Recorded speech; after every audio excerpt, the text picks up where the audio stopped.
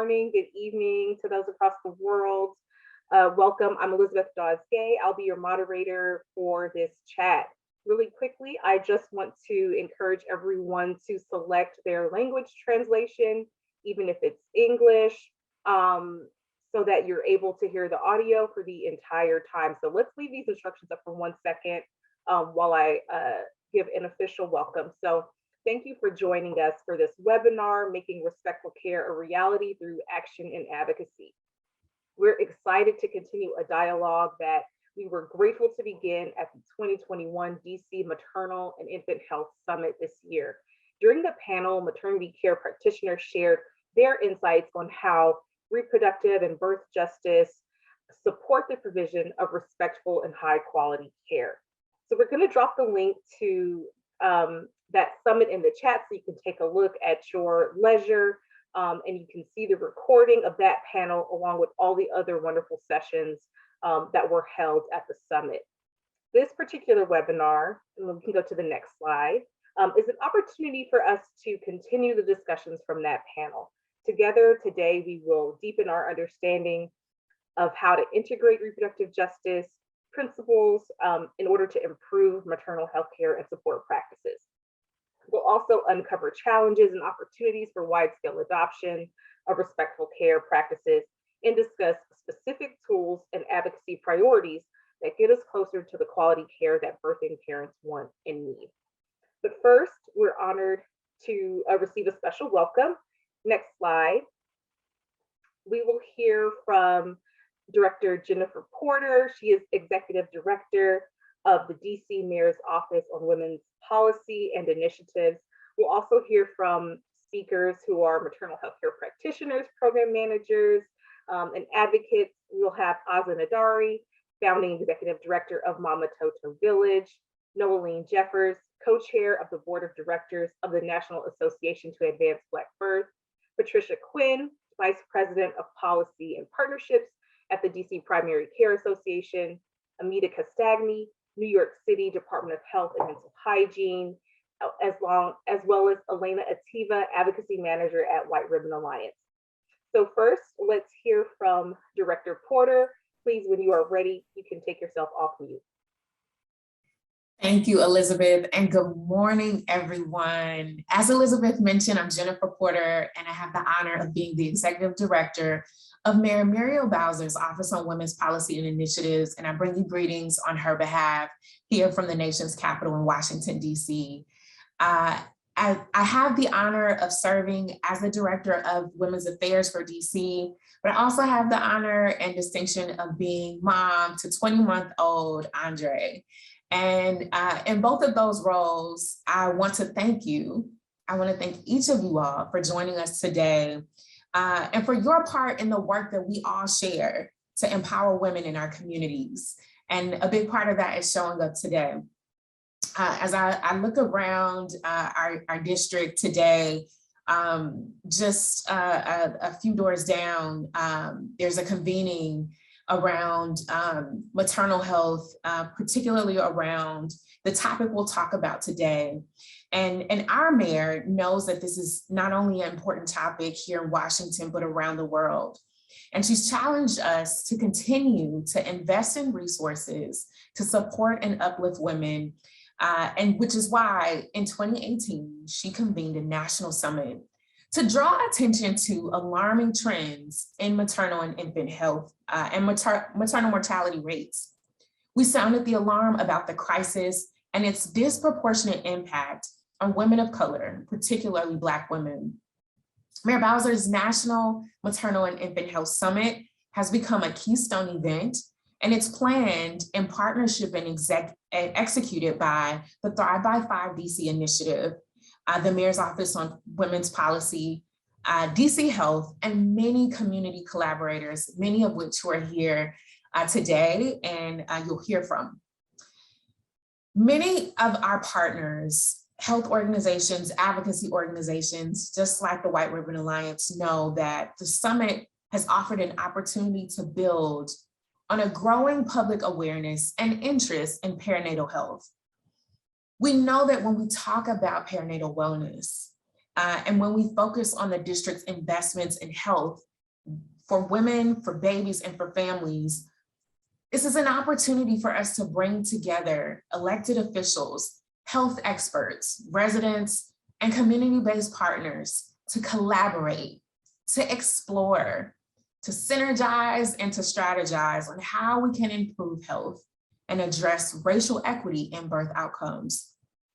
Each year, this summit has grown, the planning community has become more diverse, and the stakeholders are all coming to the table to ensure that we can have progressive conversations around progressive policy and leadership through collective action and partnership. Our first summit focused on improving the clinical quality, where we often see where there are improvements can and should be made. As a result, we launched the Thrive by 5 DC investments in our child care tax credit and created the Access to Quality Child Care Fund under the mayor's leadership. In 2019, we focused on centering the narratives of moms and the connection between maternal and infant health and early learning. And last year, we highlighted ways in 2020 that the healthcare can be responsive to the needs of our families, particularly during the context of 2020 and the COVID-19 pandemic. In 2020, this year, we've taken all of the lessons learned from past summits to highlight the innovation and partnership that can make pregnancy and parenting possible for all district residents. And since 2018, we have moved beyond awareness to action, and the Bowser administration continues to be committed to supporting the needs of birthing people and their families. At this year's Maternal and Infant Health Summit, I had the pleasure of moderating a panel with some outstanding birth workers who are committed to reproductive and birth justice and high quality, respectful, and anti-racist care and services. I want to thank the White Ribbon Alliance for convening today's phenomenal group of speakers and for continuing this important conversation.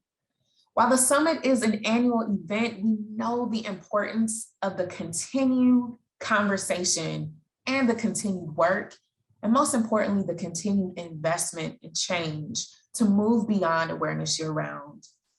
The Mayor's Office on Women's Policy and Initiatives is committed to improving the quality of life for women and all their families in the district, and that commitment takes all of us. So I want to thank the White Ribbon Alliance for convening this phenomenal group, and know that as each of us talk and dream and vision today, I want to challenge everyone to think about their part in this work that we all share. I want to challenge everyone to share what they learned today and find an opportunity to activate another birthing person to elevate their needs and ways that we can come together collectively to change that. So thank you so much. I'll turn this back over to our amazing panelists today. Have a great time, and thanks again. Thank you so much, Director Porter, for your comments, and thank you so much for all of the work that you all are doing in DC and across the nation. I dropped the link to the panel recording in the chat so that everyone can watch that and see some of the amazing conversations that happened there. Thank you so much. So we're gonna dive right in, but I want to take a quick moment to let you all know that we're gonna hear from all the speakers first, and then we will have questions and discussion at the end. So please, as you are hearing from the speakers, make a note of any comments or questions you have. You can feel free to start the conversation in the chat. We will be scrolling through there to pull questions that you have and to discuss them all together at the end. But we're going to move pretty quickly through the presentations so that we have time at the end for that conversation. Please stay muted through the presentations. We're going to prioritize using the chat feature to dialogue with each other. Only the speakers will come off mute as they are presenting. And a final reminder to select your interpretation at the bottom of your Zoom screen. It's a globe sign. You can select French, Spanish, or English. So if we can turn the slides off and hear from Aza at this time. Aza Nadari is the founding executive director of Mama Toto Village, and she's going to give us some framing and grounding for the rest of our conversation today. Aza? Thank you, Elizabeth, for that introduction, and greetings, everyone. So great to be here with you all today. So I will be short and sweet and to the point so that we can move through today's conversation. So what is respect as we think about this framing of respectful care? Aretha Franklin told us that we need to find out what respect means to me, right? Which means that the interpretation of what is respect is based on individual perception and definition. And at a high level, respect is the acknowledgement of the person before you. It is a regard for the feelings, the wishes, the rights, and the traditions of others.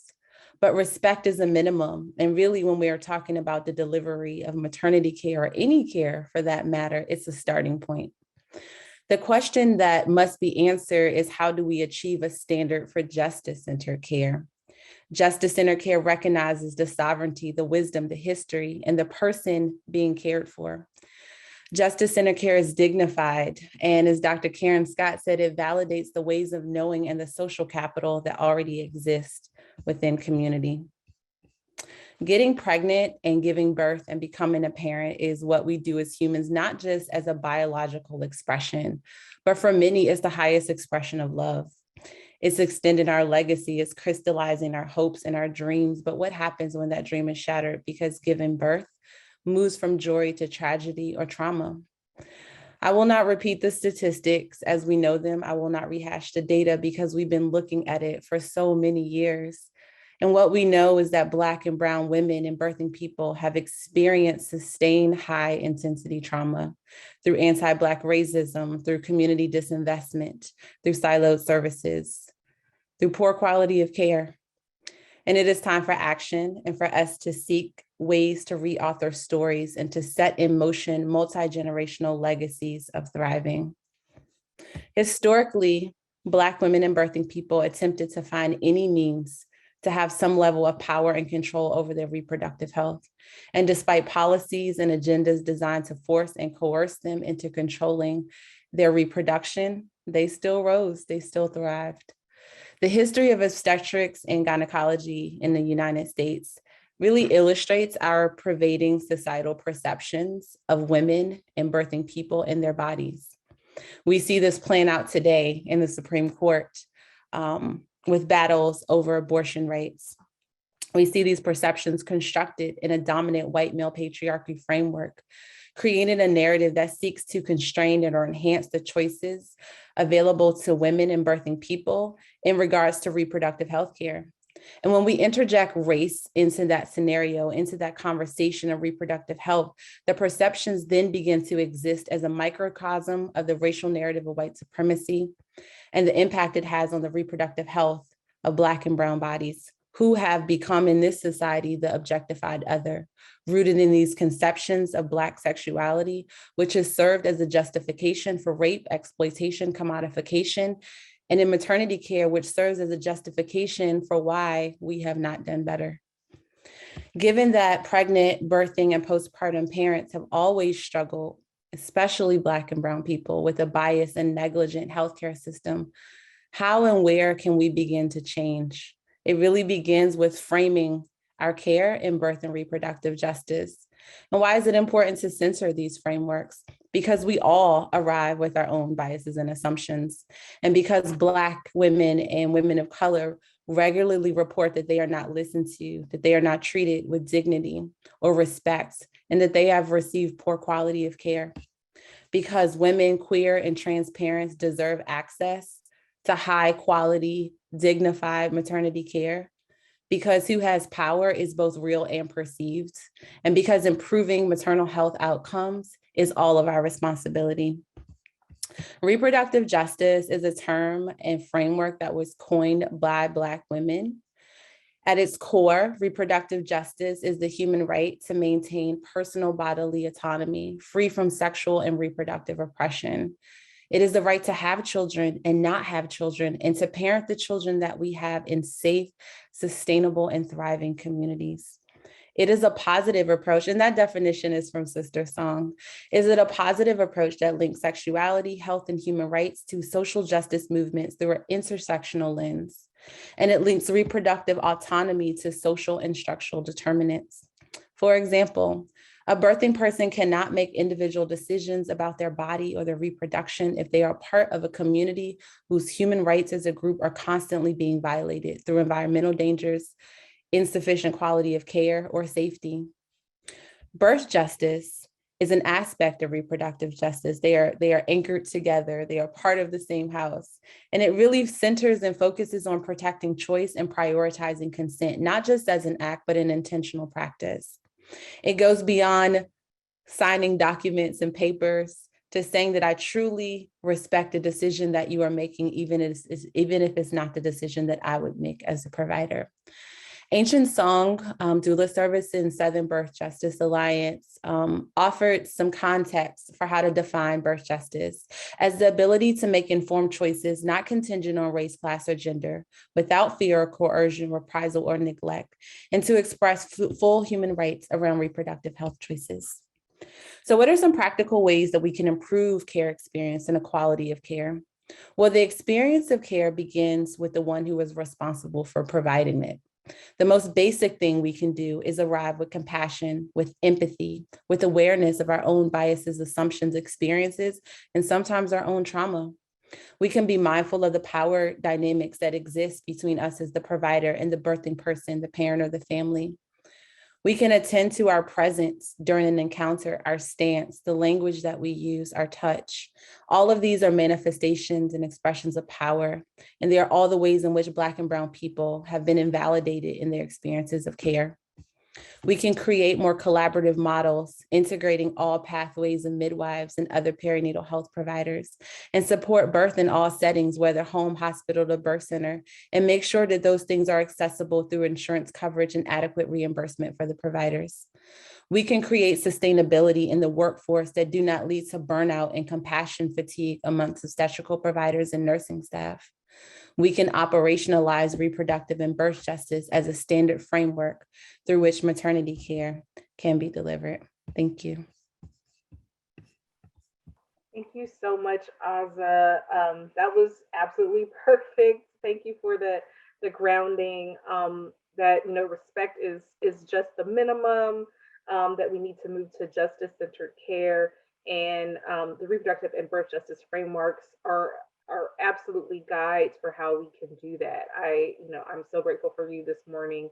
So thank you. We're going to move right into our next speaker, hear from Noeline Jeffers, who is the co-chair of the board of directors of the National Association to Advance Black Birth.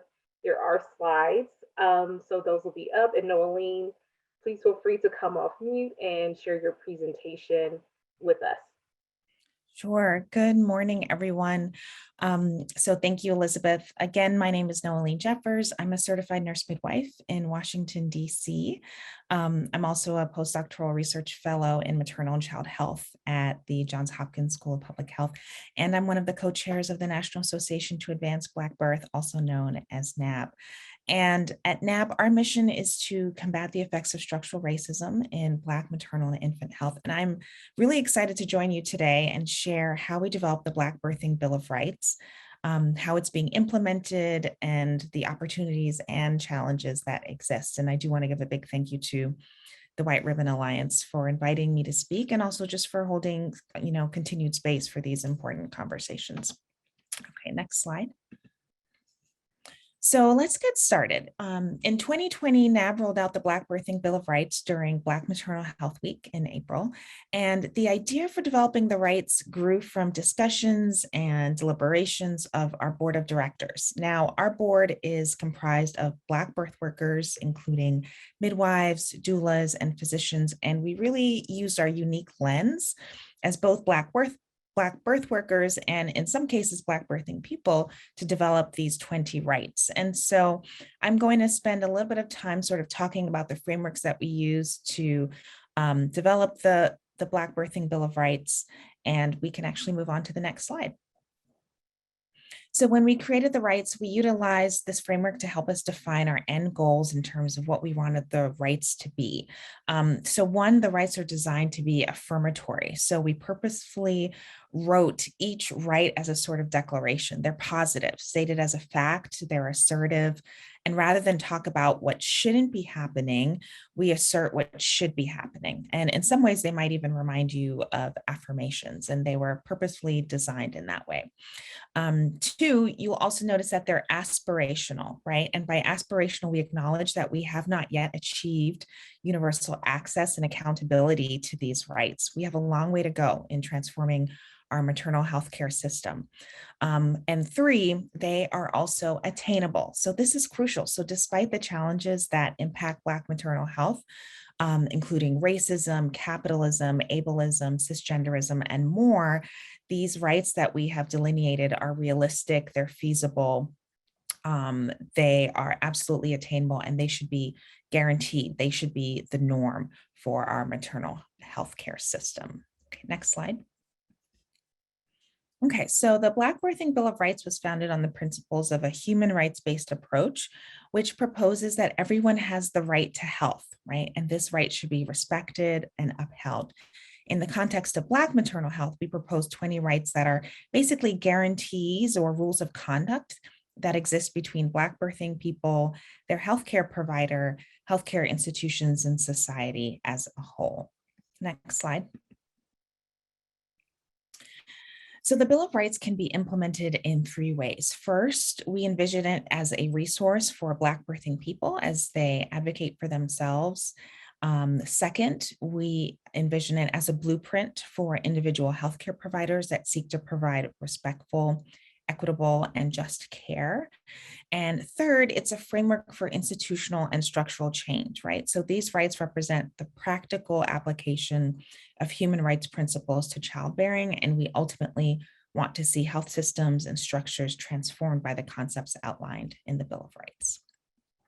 Next slide.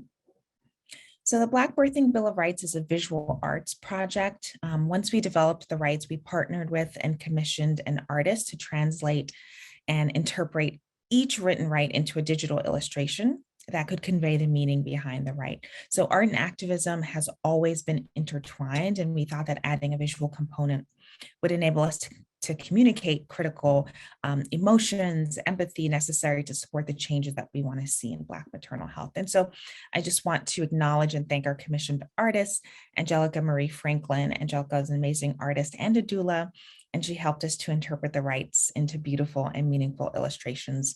And you can find more of her work at We Are Karasi. Okay, next slide. All right, so I don't have time to review each right in detail, but I wanted to provide sort of a general outline of how the rights fall into these 7 foundational pillars. You'll notice that we really focused on confronting root causes, demanding respectful care, holding professionals accountable, incorporating culture and identity, building a support team, claiming autonomy, and affirming strength. Next slide. So first, it was important for us to confront the structural root causes of Black maternal health crisis. So our rights mention the importance of anti-racist care, the need to address how capitalism impacts care, and also how violence is enacted daily through obstetrics. Next slide. We affirm the need to provide respectful care that incorporates listening, acknowledging a person's humanities and identities, believing them and seeing them for who they are, the needs they have, and the strengths that they possess. Next slide.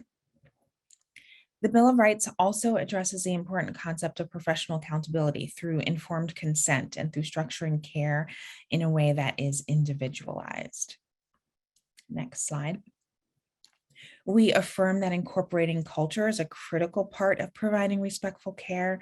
We believe really strongly in providing access to racial and cultural congruency when it comes to determining who your healthcare providers will be and choosing your healthcare providers. We also think that incorporating cultural traditions into your care should also be guaranteed as well. Next slide. We affirm that people have the right to choose their healthcare provider, their birth facility and location, and to be supported by an advocate, doula, or other labor and birth companion. Next slide.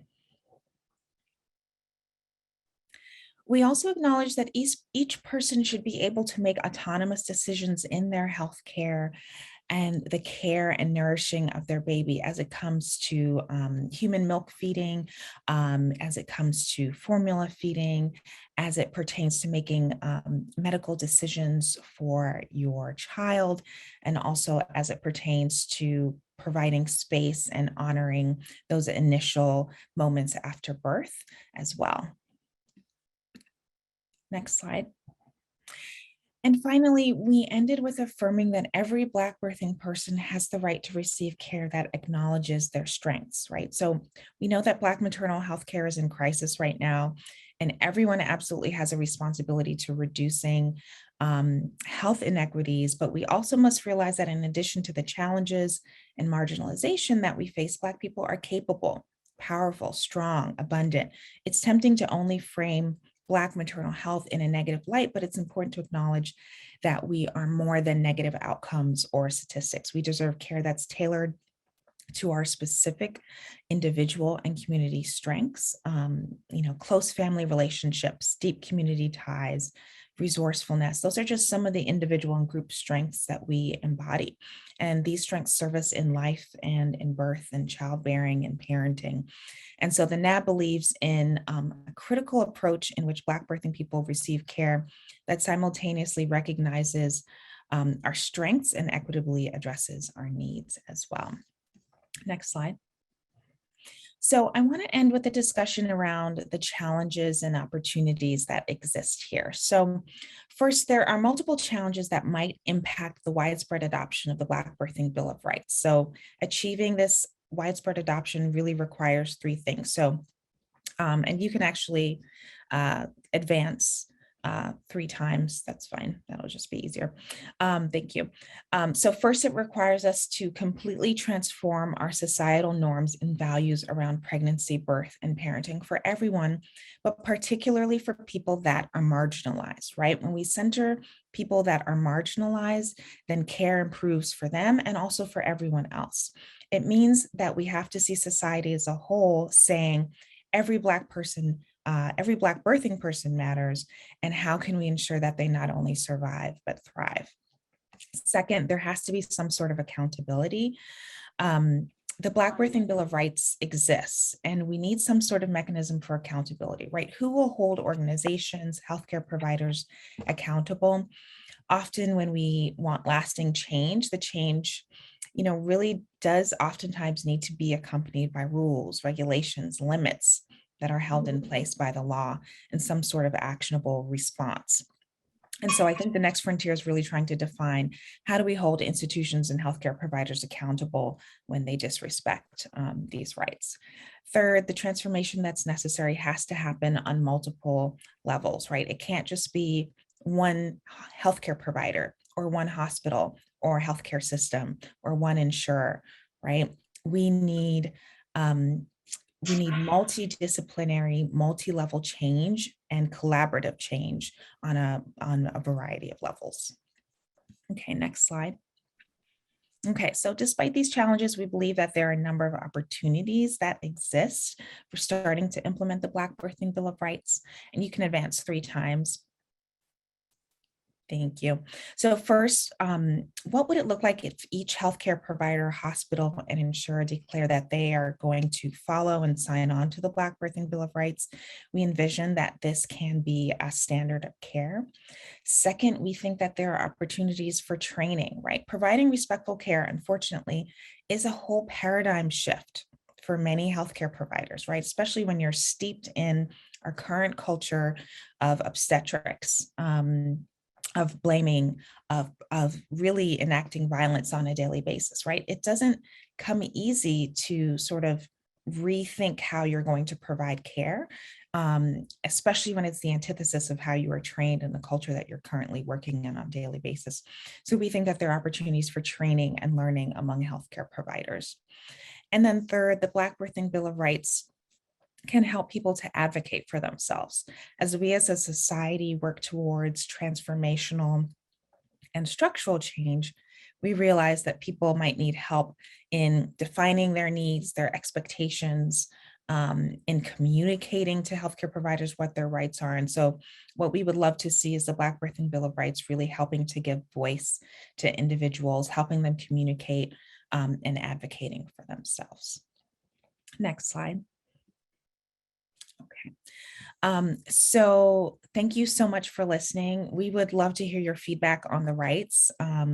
They are listed in detail on our website. You can download them on a 2-pager. We also do have some posters for sale as well if you'd like them in a large format. And we would love to hear your feedback on the rights. So please reach out to us on social media or via email as well. Thank you. Thank you so much, Noeline. What a beautiful and thorough path and process to actually achieving reproductive and birth justice. It was great to see this walkthrough of the Black Birthing Bill of Rights. So I thank you for sharing them in detail, and hopefully folks can access the link. We will drop it in the chat and take a look at those yourself. So next up, we'll hear from Patricia Quinn, Vice President of Policy and Partnerships at the DC Primary Care Association. So Patricia, please come off mute, and when you're ready, you can get started. Thank you for that reminder to come off mute. Noeline, I definitely want to speak. And you'll see why when I come to the end of the DCPCA piece. So for those who don't know, the Primary Care Association works on policy, advocacy, and best practices in partnership with community health centers in the District of Columbia and their patients. Next slide. What put us here, some of this data, what's happening in the district really makes addressing maternal health one of DCPCA's highest priorities at present. Next slide. So in response, DCPCA, with the support of the Institute, with the support of IHI, launched a maternal health equity action lab that used human-centered design to address innovations in inequity in birth outcomes for Black women in the district. Next slide. And not surprisingly, in that process, for those of you who are familiar with human-centered design, you do a lot of deep dive interviewing with your end users. And really what came through loud and clear is how important respectful care is in women's and birthing people's decisions to where they get care and if they get care. Next slide. Just some of the quotes that we heard from women. I felt like she was trying to treat me like a business. At X hospital, they're kind of pushy. They don't let you control your health. We're supposed to work together, not just you tell me what to do. They don't expect the mothers to care. Next slide. Just some more, this third quote really resonated. We as Black women, we need other women like us. We've been through a lot. Of the providers, the mother asked, where's the passion? Where's the love? Next slide. So the Maternal Health Equity Action Lab model is key to that model is a shared table of women with recent experience in our maternal health system, along with providers of care working in that system to work together to design innovations. Next slide. We ended up with 3 design teams, one of which was the Respectful Care design team, a range of partners from health insurers to provide direct care providers and members of our context team. Next slide. So that team worked together and decided that we needed to identify some sort of respectful care checklist that we could we could test, we could implement in care settings and learn about how providers might use such a thing. We went looking for checklists thinking we would find something that we could adapt, but ended up not really being able to find something that quite fit the bill in terms of what was available that would be a good fit for what we heard from birthing people that they were experiencing in DC care settings. So in that struggle, luckily we had some amazing partners in the lab. Next slide. One of whom was Ebony Marcel, who is a local and a national leader in advocacy and in championing the rights and really focused on Black birthing people and what we need to change about systems to do a better job on their behalf. So we worked with Ebony to develop this top 5 do no harm checklist that she talked us through. And the rest of my slides are really going to be about looking at what some of those checklist items are. Next slide.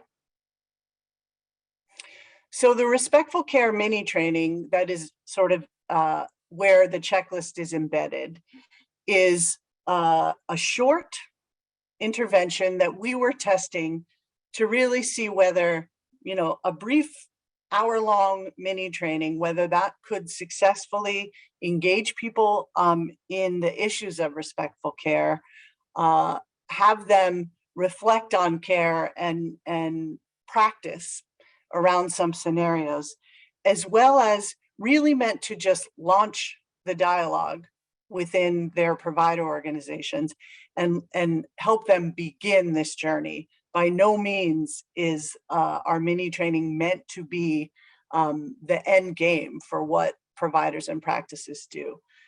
It's 3 phases. Pre-phase, we ask participants to take the Harvard implicit bias test. We don't process it within the training. It is really just a self-reflection. The other thing I want to be clear about, we are not experts in implicit bias. We host the training in conjunction with members of our context team to deliver it, but by no means, this is meant to be a beginning.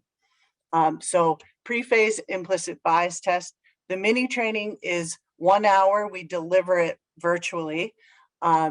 We learned from all of our partners in the healthcare field that the most you're gonna get is 1 hour.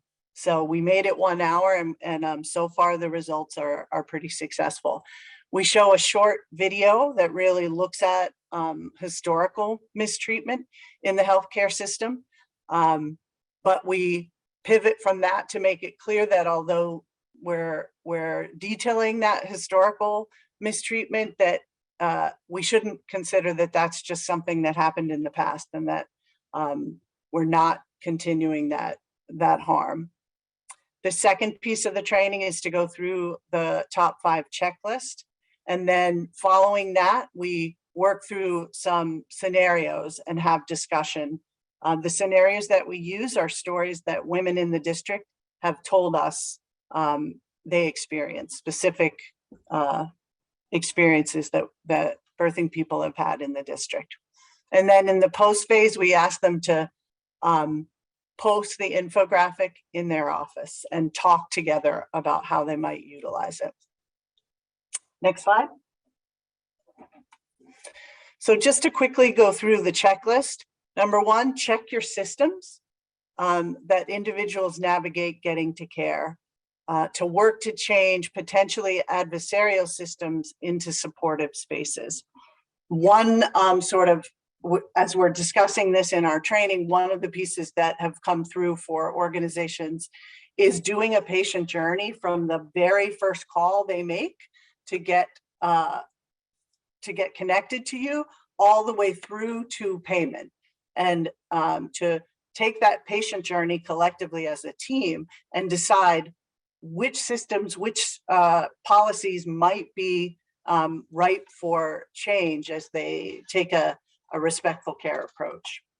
Next slide. Check the entire care team. Our most successful implementation of the training is when we do it in an entire care team setting, not just OBs, not just direct care providers, not just front desk, but teams coming together to address respectful care. Next slide. Check your biases. Understand that everyone is biased, including all the participants in our training. And we really push people to not focus on their intentions, but to really reflect on your impact. Next slide. Check each other. Sometimes the person causing harm has no idea that they're doing so, and we need to get to a place where we are comfortable bringing that forward with each other. When we do a poll within the training about which of the checklist items they think will be most challenging to implement, this is often the one. But we have seen in our debrief, when practices do this together and they hear their colleagues responding and running through scenarios and thinking through the checklist more thoroughly, that it does open the door and kind of build a shared commitment to be comfortable checking each other. Next slide. Check your listening skills. Believe in what your patients are telling you and know that active listening is part of providing respectful care. That was my 10-minute. So next slide, I think is just the end. Thank you.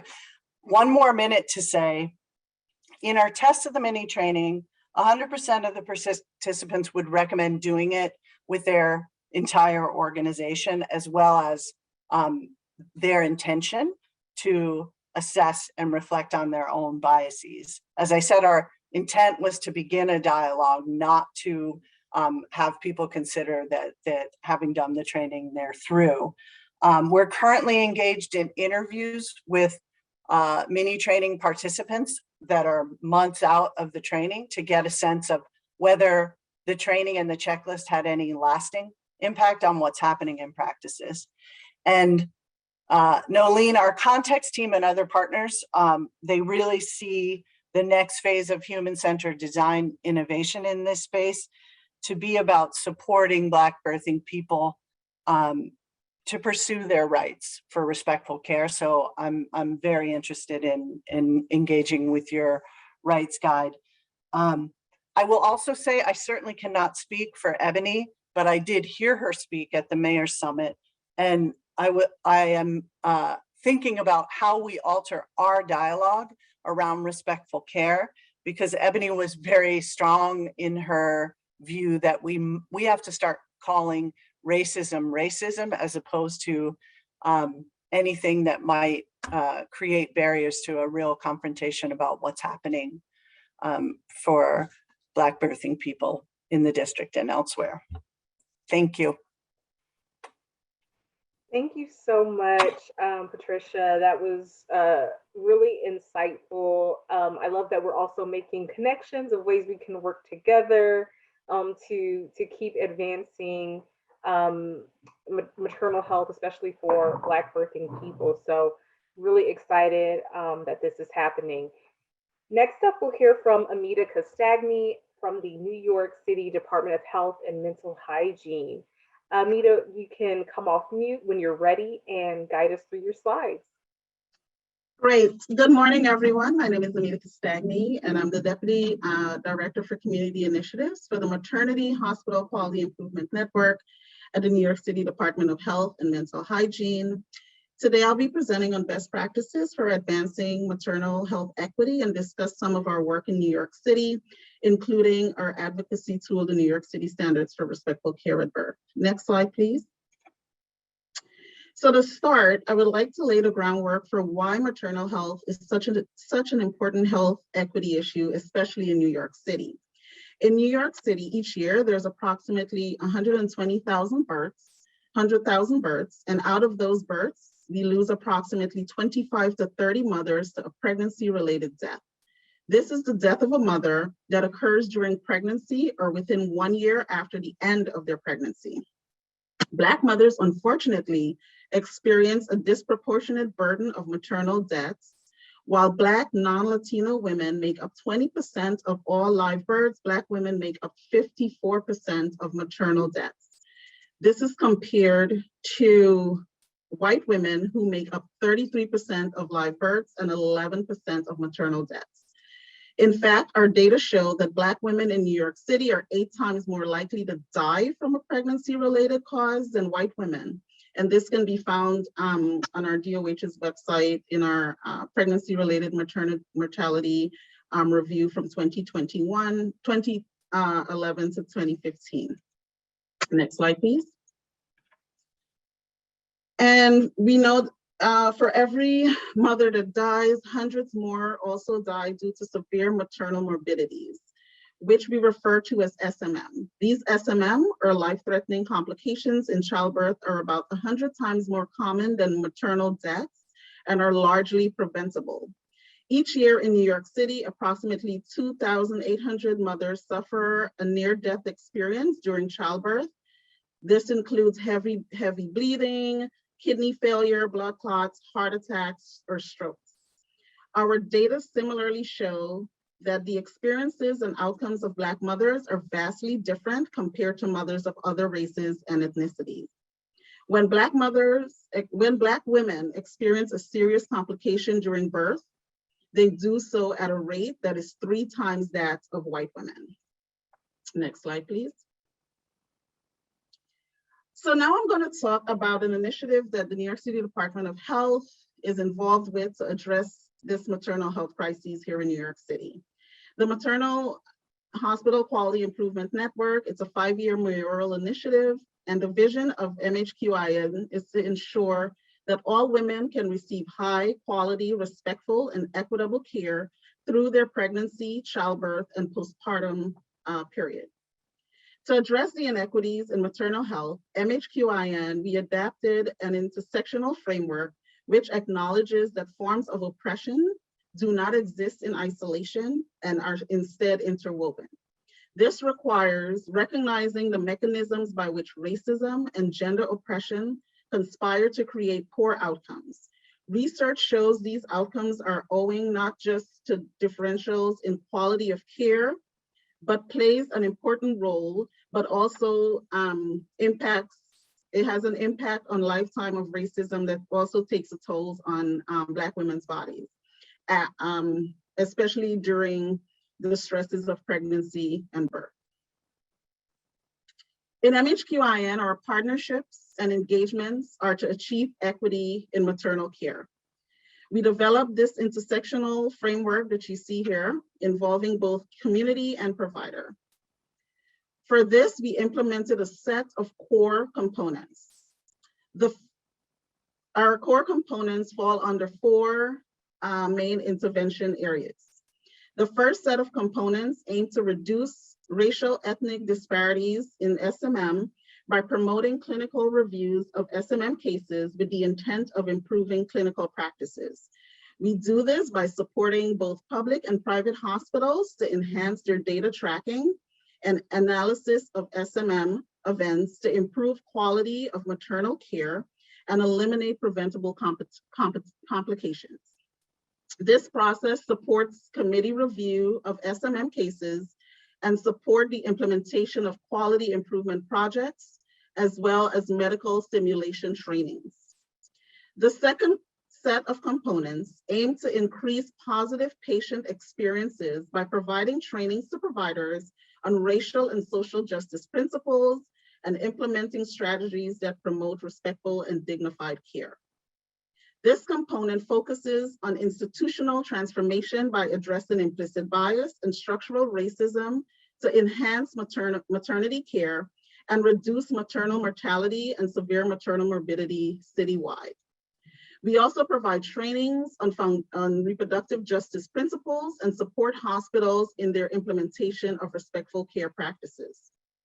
The third component aimed to increase access to quality reproductive services in impacted communities and engage the demand of these services and encourage the demand for these services. We do this by linking with doulas, birth justice defenders, and providing access to health promoting programs in the cities. I will discuss the birth justice defenders later on in this presentation. The fourth component aimed to transform hospital systems by implementing respectful maternity care. Now I will discuss the process we use to shift hospital culture and practices. Next slide, please. So I'm going to discuss the process that we use to transform hospitals. First, we assessed hospitals' readiness to implement respectful care by conducting a baseline assessment. We assessed their capacity to implement respectful maternity care. Then we provided foundational learning sessions to allow for a shared understanding of the impact of racism and discrimination within medical institutions on patient care and outcomes, and prepared OBGYN staff to apply principles of health equity, social, sexual, and reproductive justice, and racial justice. Next, we worked with hospitals to develop equity action plans, which included looking at existing hospital policies and procedures related to patient care to then integrate the New York City standards for respectful care at birth, which I'll be talking about soon. We further supported this implementation of the standards by conducting tailored webinars focused on key respectful care areas. Finally, we are conducting ongoing evaluation at the end, and at the end, a respectful care report card will be developed for each hospital. The template for this report card was inspired by the White Codes for Black Lives and their racial justice report card. Next slide, please. We also work with community to advocate for respectful maternity care and focus in neighborhoods with high SMM rates, and neighborhoods that also show other health and socioeconomic disparities, as well as zip codes and neighborhoods where our MHQI and participating hospitals provide service. This is based on a community engagement and racial equity framework. First, we identify community partners, including the Sexual and Reproductive Justice Community Engagement Group that I will be talking about later. We also conduct town halls to hear from community about their needs regarding respectful maternity care and what they would like to see in public awareness campaigns regarding respectful care. We also conducted surveys to learn about what they know about respectful care. As a result of these town halls, we developed tools, including the New York City Standards for Respectful Care, which I will be discussing next. We conducted social media campaigns in centered communities and print ads in ethnic newspapers. And finally, we conduct ongoing community engagement advocacy by engaging birth justice defenders.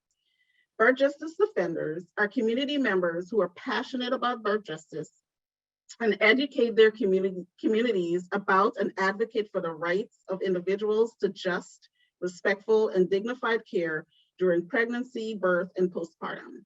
Some of the birth justice defenders were also trained recently as community health workers to further this work. Now I'm going to provide a brief overview of the development of our advocacy tool, the New York City Standards for Respectful Care at Birth. Next slide, please. So the New York City Standards for Respectful Care at Birth were co-created by the Sexual and Reproductive Justice Community Engagement Group that I mentioned before. This group convened in 2015 by the New York City Department of Health and involves community organizers, advocates, leaders, researchers, and academics throughout New York City, from throughout New York City. The New York City standards reflect the concerns, needs, desires of pregnant, birthing, and parenting individuals throughout New York City. The standards is a community-driven process that centers the voices of community members who are traditionally silenced and was also in response to racial and ethnic inequities in maternal mortality and severe morbidity in New York City. It's based in human rights and is influenced by the Patient Bill of Rights for hospitals. This, this tool was also endorsed by our former New York City Health Commissioner, Dr. Barbour. The standards were launched in 2018, and there's a definition, a working definition for this tool. Respectful care, as it is defined by the community, promotes health equity by fostering an environment where people feel empowered to assert their rights and advocate for themselves, where providers listen and trust their patients and establish respect and dignified patient-provider communication. Next slide, please. So this advocacy tool can assist us with achieving equity by informing, educating, and supporting birthing people in New York City, empowering birthing people to know their rights and be active decision makers in their birthing experiences, and finally help providers to respect their patients' human rights during pregnancy, labor, and childbirth. Next slide, please. This is just the list of the centered communities that the SRJ-CEG group used and this include pregnant individuals who are Black, Latinx, commercial sex workers, formerly incarcerated substance users, and immigrants, undocumented, non-English speakers. Next slide, please. So actually, if you can, so this is just the process that it took to create this document. And for the sake of time, I'm just going to mention that we held community gatherings in the beginning just to get an idea of what it is that folks were saying in the community that their needs were, and 5 topics came up. They voted, and the winning topic or area that they wanted to focus on was birth justice and respectful care. Next slide. And this just shows when the standards were printed and it was launched in 2018. Next slide. So in conclusion, next slide, please. Oh, back one, sorry. So in conclusion, I would like to leave you with 4 key elements we have learned through our experience implementing the Maternity Hospital Quality Improvement Initiative. Data is very important. We must have systems and processes that support surveillance and review of negative maternal outcomes, deaggregated by race, ethnicity, and other maternal characteristics, and use this data to make strong recommendations and implement and evaluate quality improvement activities following the recommendations that were made.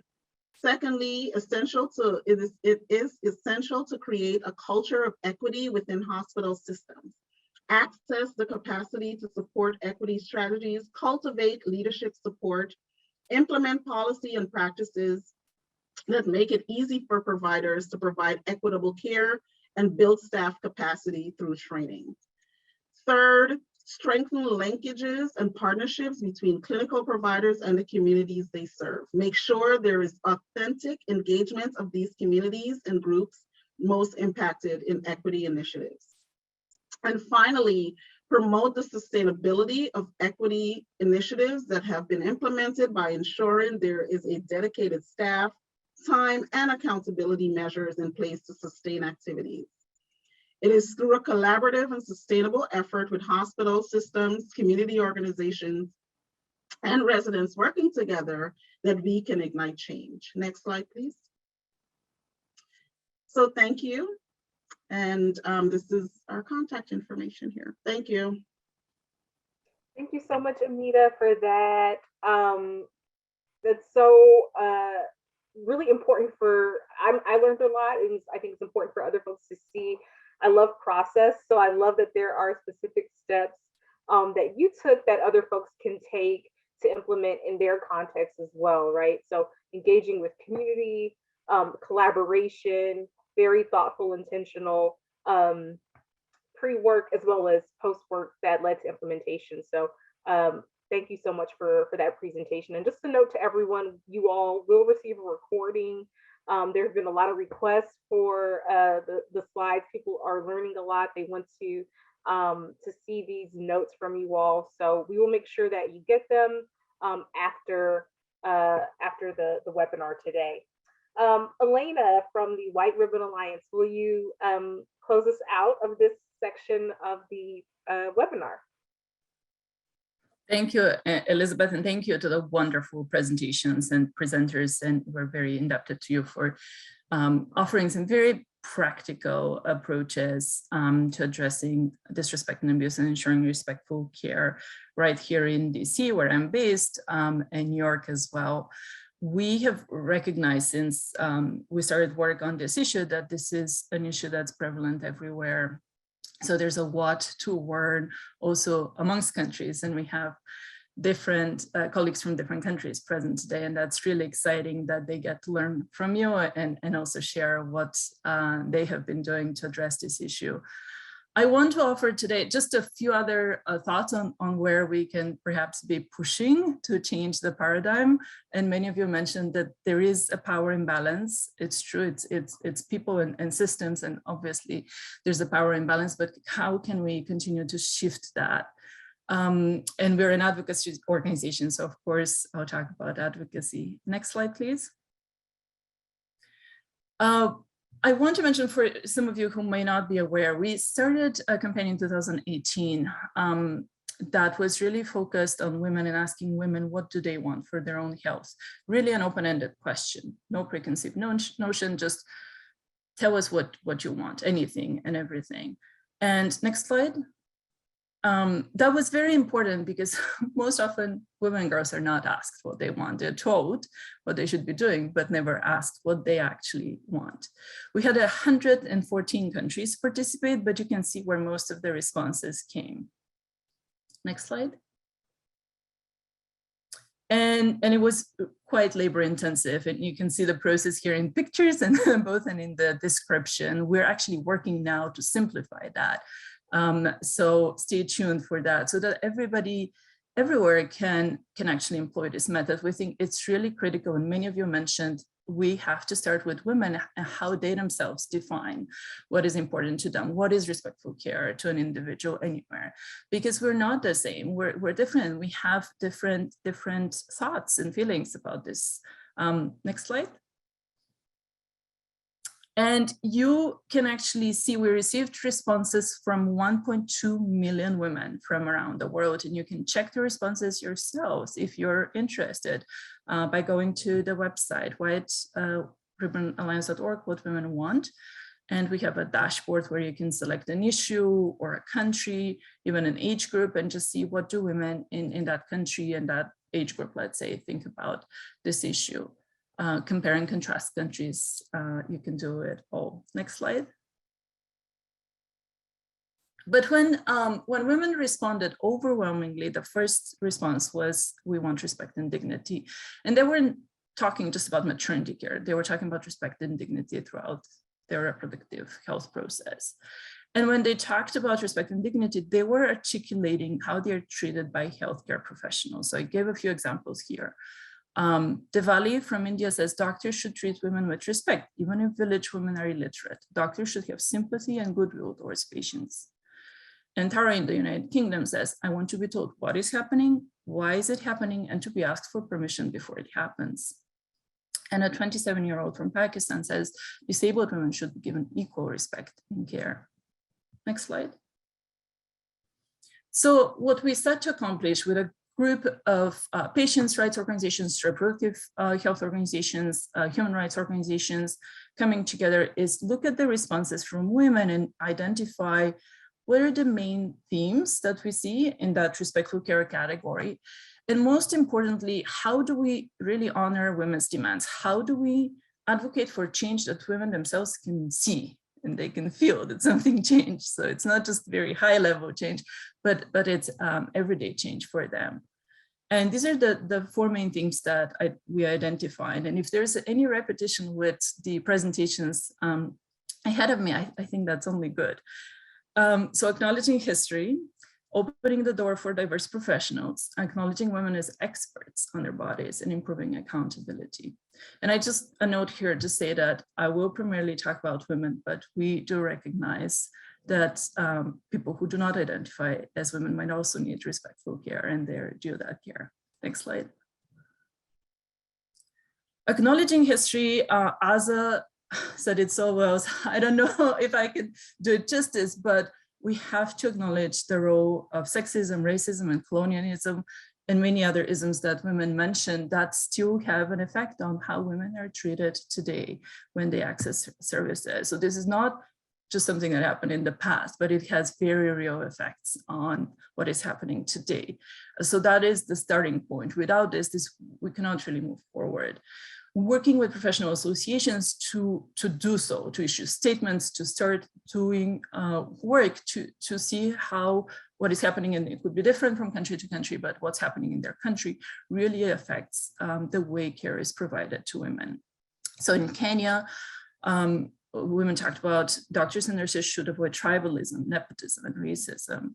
And in India, a woman said discriminations based on caste, creed, gender, religion, social status should be avoided at all times. Respectful and sensitive behavior at all times.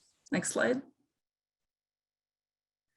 The next slide is really what one of the colleagues mentioned. Women want to be served by people who sound and look like them.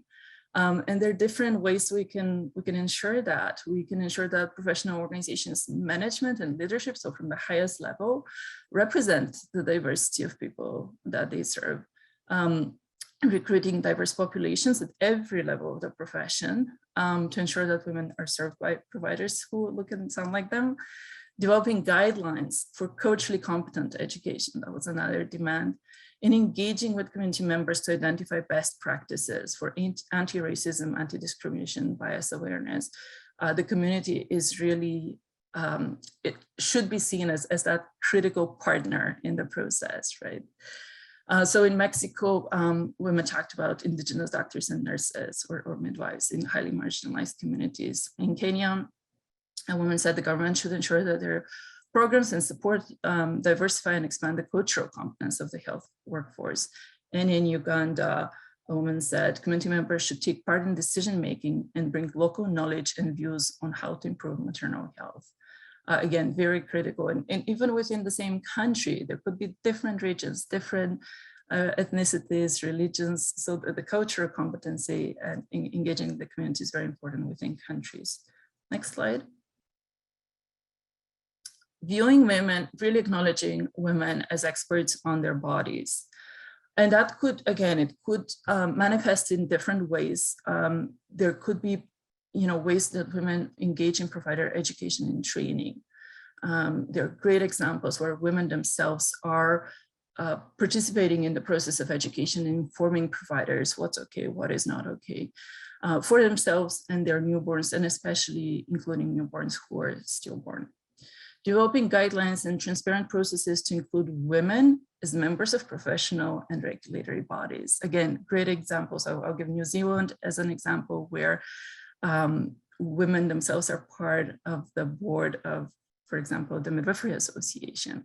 So it's very important to change that narrative. We're all in this together. So we, of course, should be able to inform all processes together. And developing clear guidance regarding bodily autonomy, informed consent, medical decision-making, acknowledging women's and girls' autonomy and decision-making in any aspect of care. A woman from Kenya says, stop telling women what we need and listen to what we say we need. Really critical, just this aspect of active listening. And a 19-year-old from Mexico says, being treated with respect and tact as a human being instead of as a body, and have the possibility of being provided with good and best information about my own health to be able to take the decisions I consider is best for me. That is what women are saying. Next slide. And critically improving accountability. Again, many of the speakers before me mentioned this. Again, many different ways to ensure that women can see the results of that improved accountability. Women need to be, similarly as to how they can be part of a board of a professional organization, they can be part of the review of certification or recertification procedures for professionals. So really give feedback themselves on how that professional is doing. Establish mechanisms for ongoing real feedback and provider accountability at community and facility level. partner with women's rights organizations. I think they're critical to ensure that women know their rights, and not just women, but the whole community, providers, everybody know their rights and can demand their rights, and can work with provider organizations also to improve rights and ethics standards. And really critical point, supporting intra-professionals, so between the different professions. There's so much going on between different professions where it doesn't necessarily benefit ultimately the client, but there are successful approaches to improve accountability between the professions. And just one example from Mexico again, I wanted the doctor to respect my decisions regarding my pregnancy and my labor. I want them not to take me as a mentor because I want my midwife to assist my labor. They can work together. Midwives and doctors should work as a team. So really important, because it is the women are calling us out on this. So this was, and apologies if I ran over time, but I just wanted to offer just a few other suggestions on how we might be challenging the current imbalance of power, and what we might be advocating for that changes that for the long term. Thank you so much. Over to you, Elizabeth. Thank you so much, Elena. Really appreciate that. And now it's time for questions. As you all are getting your questions ready to post in the chat, we wanted to pose our own question to you all in the audience. We've spoken a lot about the definition of respectful care, going beyond respect to justice, and how different frameworks can help us get to that care that people want and need. So I'm going to post in the chat a Menti link for you, and I'm going to ask that we stop sharing the slides so I can share my screen. And together we're going to create our vision of the future for respectful care, dignity care, justice centered care. And so I will share this really quickly. Let me find it. Okay.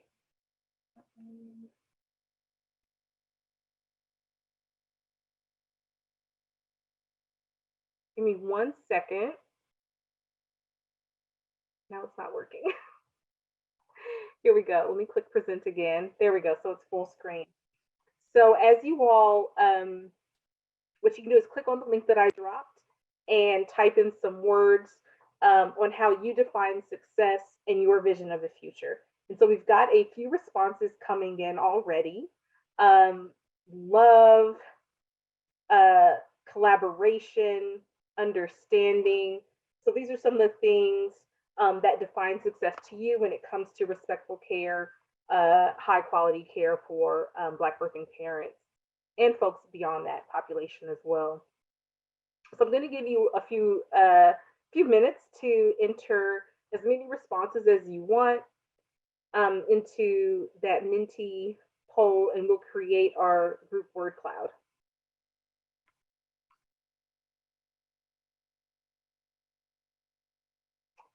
So I see there needs to, folks are expecting some accountability, apology and acknowledgement from folks that have exhibited oppressions, that have acted out oppressive behaviors, who are acting out racism. There are calls for taking back power, to feel safe, for people to be heard, for people to respect each other, for empathy, patience, and compassion is standing out as a primary word.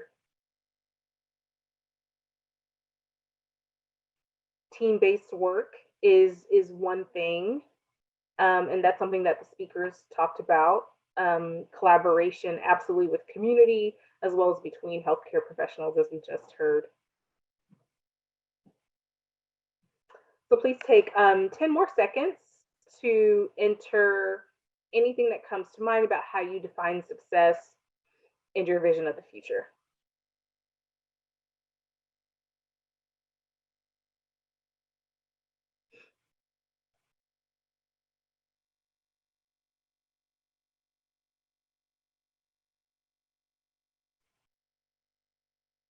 someone wrote, "Look at me." So people want to be seen, they want to be heard in the care setting, they want to feel nurtured, to feel safe, to have joy, safe, joyful births. Absolutely.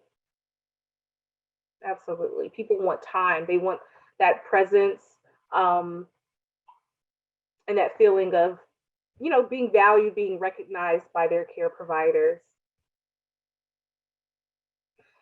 Thank you so much. And celebration, I want to call that one out as well.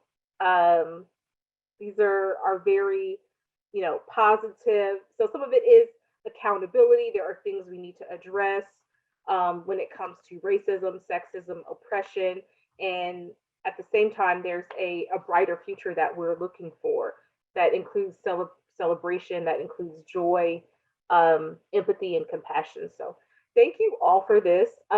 We'll save this word cloud. It's stored permanently, and so you'll get it as part of the presentation.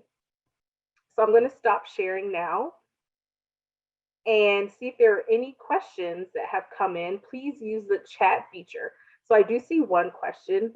Has anyone had experience using the mother's autonomy and decision-making scale or the mother's on respect scale during the postpartum period?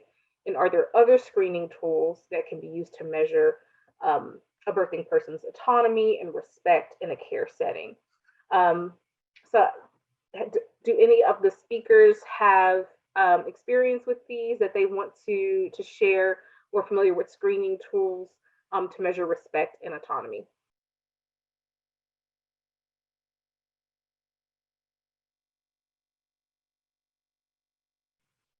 And if not the speakers, if there are other participants who have experience with those tools, you can please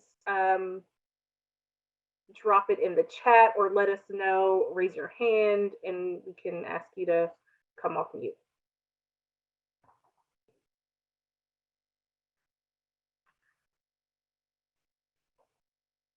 So one question, International Childbirth Initiative has questionnaires for women and their partners. Michelle, would you like to share about that particular tool? And also for the speakers, if you have any insights on how your tools have been impactful, we would love to hear that as well. Sure. Can you hear me? Yes, we can hear you. Yes, so the International Childbirth Initiative and White Ribbon Alliance is actually one of our partners. We have questionnaires that are being used in, well, they're being introduced in 25 countries, but they are looking at women's experiences of respect, communication, and ability to make decisions and be heard during their birth. So we have facilities that are participating to get that feedback and also to administer similar questionnaires to their partners, whether that's the father or another family member who's accompanying her. So I guess the question is, and I think this is what the question was trying to get at, when we measure things like that, it's to ultimately improve the experience and outcomes. And so how are people, I'd be interested in hearing from everyone, how are people taking these questionnaires, these tools, these surveys that you do with women, with birthing parents, and then using that to change systems, to improve care provision, and to promote accountability. Right. So each of those facilities has a multidisciplinary committee that's actually responsible for reviewing those questionnaires on a rotating basis, on a periodic schedule that they set themselves in order to measure their own progress and set priorities. Awesome, great. I would love to hear from some of the speakers about how, their response to that question as well. So one thing that I'll mention is at NAB, we've received some interest from hospital and health systems in thinking about how we can incorporate the Black Birthing Bill of Rights into one, not just provider trainings, which I think are important, but also in sort of understanding, what exactly is going on from the time a person comes in for prenatal care to the time that they're giving birth. What are sort of all of those points of deficiencies and also opportunities for really transforming how we provide care, and thinking through that lens. So really looking forward to partnerships with health systems, and not just hospitals, but health centers, community centers, and thinking about, hey, using this as a framework, how can we think about the care that we're giving right now and make some changes? So we're looking forward to that work in the future.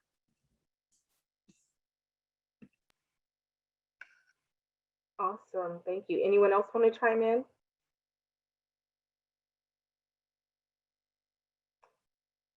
Okay, so we have another comment from the chat.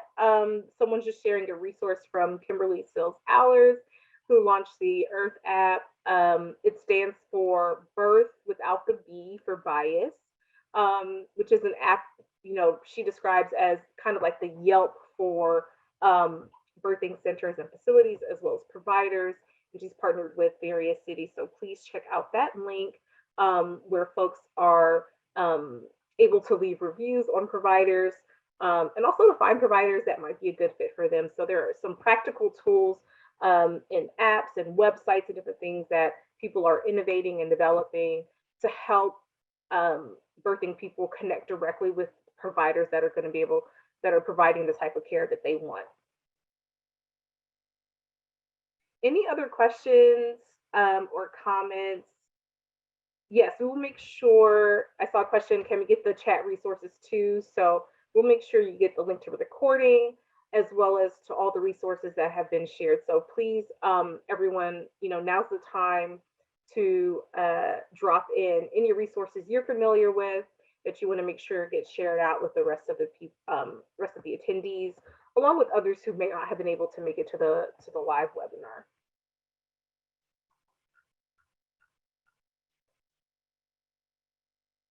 Okay, we have another question that says, we'd be interested to hear the New York City plans regarding the Respectful Care Report Card.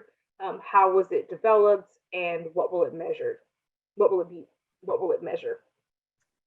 Yes, so this has been a long process. Like I mentioned, we did a baseline assessment to assess hospitals' readiness to implement the 6 New York City standards for respectful care. There's a total of 28 standards. So we assess capacity, staffing, resources, and so forth, what will be needed.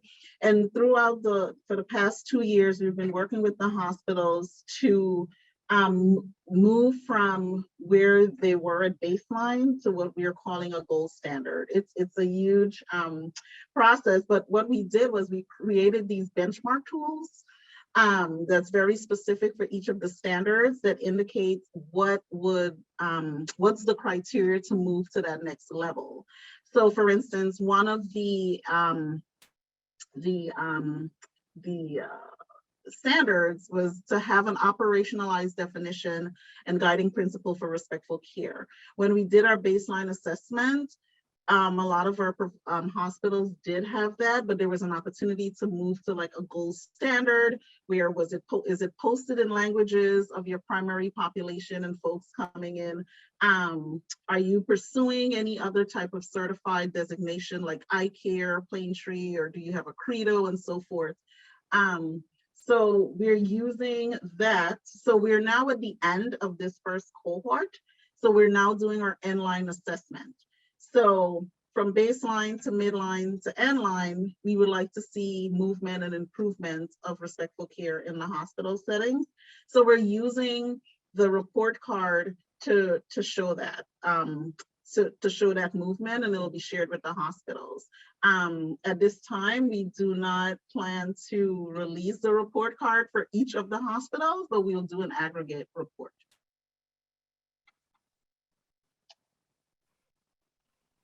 Thank you for that. Just want to make sure that answers the question. So we are 2 minutes away from time, and so now is the last call for any questions.